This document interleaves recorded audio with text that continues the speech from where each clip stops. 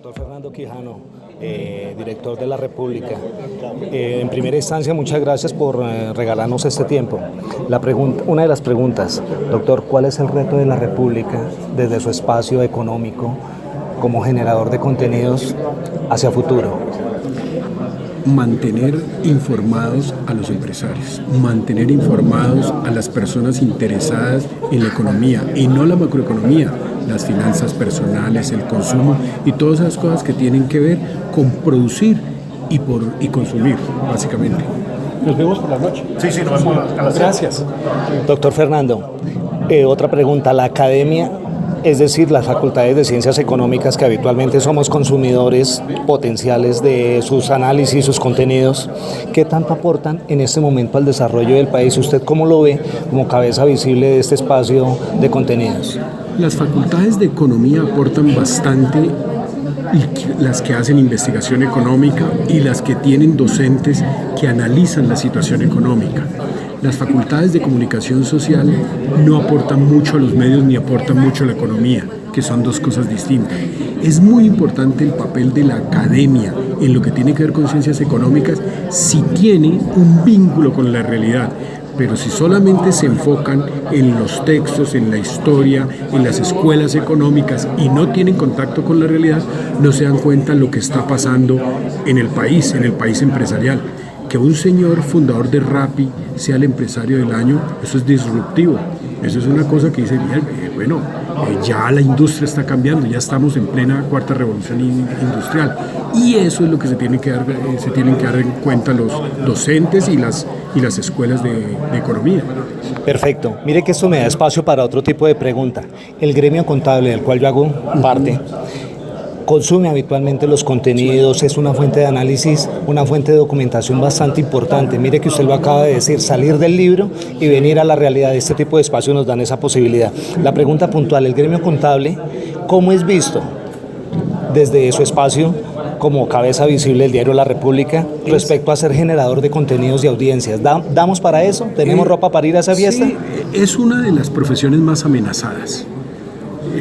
Los técnicos contables, los contadores son los más amenazados por las nuevas tecnologías porque ahora cualquiera puede ser contador.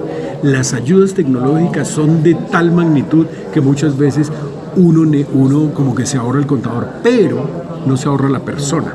Y es donde están llamados los técnicos contables y los contadores a hacer más análisis, acercarse más al cliente y asesorarlo. Porque el cruzar una base de datos, el hacer una tabla de Excel, eso ya es casi, se hace de manera robótica.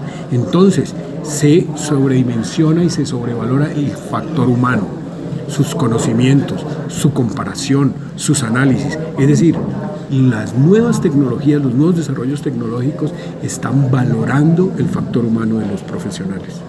Y solamente es una amenaza, pero también una oportunidad para múltiples profesiones. Pero se tienen que repensar.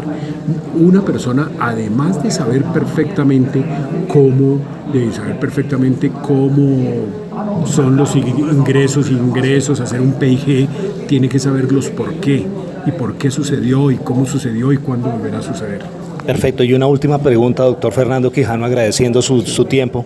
¿Cómo es el país que usted veía hace 20 años? ¿Cómo es el de hoy en el campo netamente empresarial? ¿Y cómo será el país de los próximos 50? Mire, hace 20 años era un país bastante urbano, de espaldas al campo, y era un país agobiado por un conflicto y sobre todo con una penetración terrible del narcotráfico. El país de hace 5 años es otro.